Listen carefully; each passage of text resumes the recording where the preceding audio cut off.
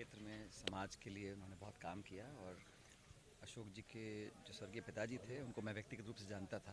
उनके जाने पर सब लोगों को, ना सिर्फ इलाके के हाड़ौती के लेकिन सभी लोगों को बहुत दुख है और आज उनका दुख बांटने के लिए हम सब आए थे, अशोक जी को हिम्मत देने के लिए। मुझे पूरी उम्मीद है कि परमपिता परमेश्वर अपने चरणों में उनको, उनकी आत्मा को शरण देंगे। भजन लाल सरकार को लेकर कहना चाहेंगे?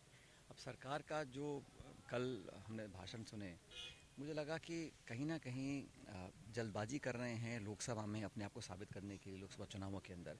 क्योंकि जो कल संवाद हुआ, जो चर्चा हुई, जो तथ्य सामने आए, तो एआरसीपी को लेकर जो जनता की उम्मीद थी, जो बहुत लंबे अरसे से आंकड़ों के आधार पर हम लोग एक उम्मीद करते थे क्षेत्र के लोगों को सिंचाई का, पीने के पानी का, इंडस्ट्री को पानी मिलेगा, उस पर स्पष्टता नहीं आ रही है। अभी भी गोलमोल जवाब आ रहे हैं, उम्मीदों के साथ काम कर रहे हैं, लेकिन तथ्यात्मक आंकड़े अभी तक सदन के अंदर प्रस्तुत नहीं किए हैं।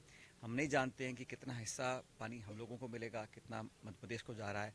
और राजस्थान के लोगों के, जनता के हितों को अगर आपको प्रोटेक्ट करना है तो आप ये दोस्ती, पार्टी और आपसी समझौता छोड़कर सिर्फ और सिर्फ प्रदेश के जनता के हितों को देखना पड़ेगा। जितना पानी हम लोगों को पहले आवंटित होना था, मुझे लगता नहीं कि एमओयू में उतना उसमें विवरण उसका किया गया है। इसीलिए जो एमओयू है वो सदन के अंदर प्रस्तुत नहीं किया गया। चर्चा हो रही है ईआरसीपी पर, लेकिन ईआरसीपी का जो एमओयू साइन किया है उसका कोई अता पता किसी को नहीं है। तो जनता के साथ धोखा ना हो, और जितना, क्योंकि जैसे आबादी बढ़ रही है, मांग बढ़ रही है, जो सिंचित क्षेत्र है वो मध्य प्रदेश में बहुत ज़्यादा होगा और राजस्थान में कम होगा, ऐसा लोगों को शक है। और मुझे लगता है कि इसमें और क्लियरली सरकार को बताना चाहिए। प्रदेश के जनता के, किसानों के, खास करके क्षेत्र के जो 13 जिले हैं, इन लोगों के साथ कहीं कुठारघात ना हो, ये जिम्मेदारी सरकार की बनती है। उस पर स्पष्ट उनको अपना बात रखनी चाहिए थी, ना कि गोलमोल जवाब देना चाहिए था। बाकी सरकार का तो मैंने कल देखा तो बहुत जल्दी सरकार बनी, इतना इसमें कन्फ्यूजन रहा, मुख्यमंत्री कौन होगा, मंत्री कौन होगा, विभाग क्या होंगे।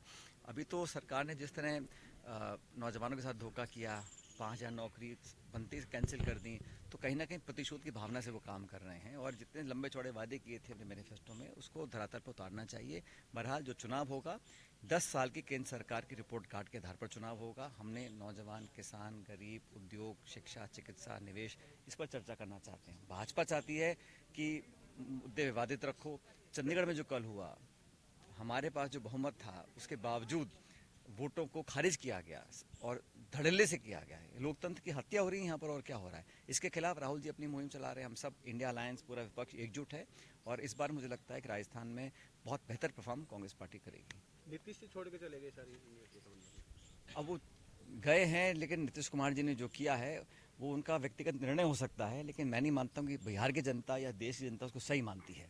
क्योंकि इस बार बार बार पाले बदलना और जिनको आप कोसते आए उनके पास जाके बैठ जाना चुनाव से ठीक पहले बिना कारण के, कहीं ना कहीं उनकी कमजोरी को दिखाता है। लेकिन जनता ज़्यादा समझदार है, वो समझती है कि केंद्र सरकार का जो दबाव है, एजेंसीज का जो विपक्षी नेताओं पर दबाव है, उस पर कुछ लोग सरेंडर कर जाते हैं, कुछ लोग नहीं करते हैं।